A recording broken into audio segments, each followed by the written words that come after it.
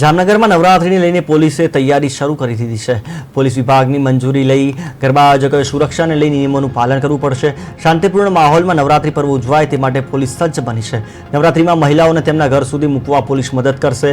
નવરાત્રિમાં પોલીસ સતત પેટ્રોલિંગ પણ રહેતી જોવા મળશે, તેમજ સી ટીમ, એલસીબી, એસઓજી સહિતની ટીમો પણ સતત પેટ્રોલિંગમાં રહેશે।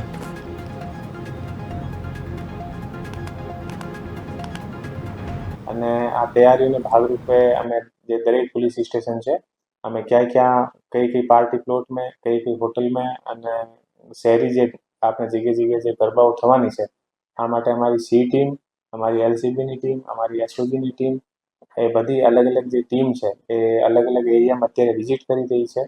અને આને અલાવા અમારી જે સાયબર પોલીસ સ્ટેશનની જે ટીમ છે, આ સાયબર પોલીસ સ્ટેશન દ્વારા પણ અમે જામનગરના જે સોશિયલ મીડિયા હેન્ડલ છે આ પર અમે નવરાત્રાઓમાં પણ કેવી રીતે આપણે સુરક્ષાની અને બીજી બધી વસ્તુ છે એ સમય પર અમે લોકો આ ઉપર અપલોડ કરીએ છીએ। અને આને અલાવા અમે ઘણી બધી ડીવાયએસપીના અને એલસીબી પીઆઈ લગાડિયા અને એસઓજી પીઆઈ ચૌધરી અને દરેક પોલીસ સ્ટેશનના જે પીઆઈ છે આના નેતૃત્વમાં અલગ અલગ એક સ્પેશિયલ ટીમ પણ બનાવી છે।